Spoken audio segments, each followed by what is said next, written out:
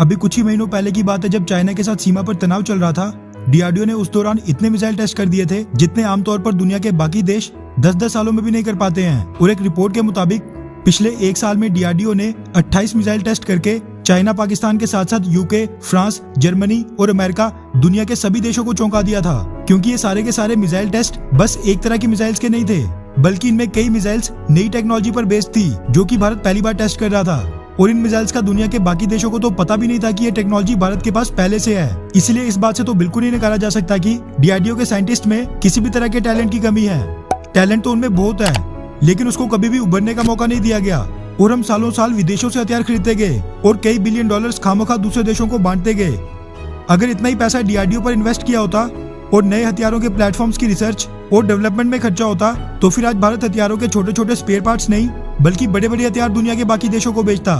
खैर, देर आए दुरुस्त आए।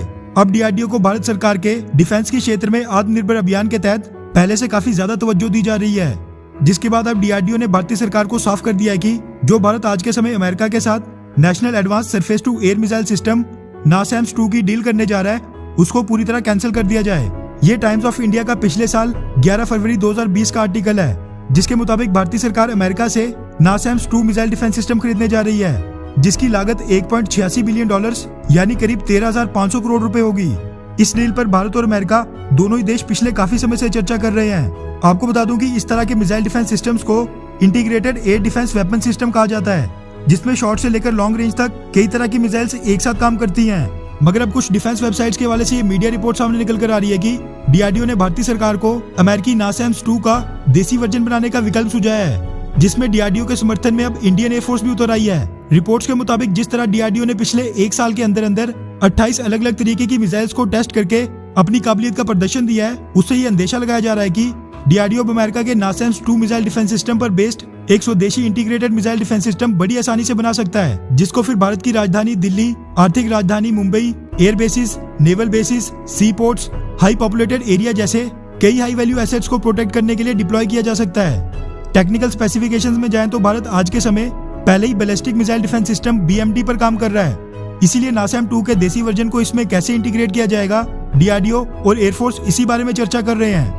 मिसाइल्स की शील्ड की कॉन्फ़िगरेशन को डिसाइड करने और फिर डीआरडीओ और इंडियन एयरफोर्स दोनों द्वारा उसको अप्रूव करने के बाद ये फिर क्लियरेंस के लिए भारतीय सरकार की मिनिस्ट्री ऑफ डिफेंस को भेजा जाएगा।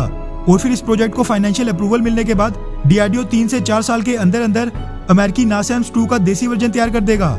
इनिशियल रिपोर्ट्स के मुताबिक इसकी रेंज 200 से 250 किलोमीटर के आसपास होगी और BMD के अंदर इस मिसाइल डिफेंस सिस्टम को S-400 और LRSAM के बीच में इंटीग्रेट किया जाएगा, जो कि क्रूज मिसाइल से लेकर ड्रोन्स, फाइटर जेट्स, हेलीकॉप्टर्स, सभी तरह के एरियल टारगेट्स को निशाना बनाने में सक्षम होगा।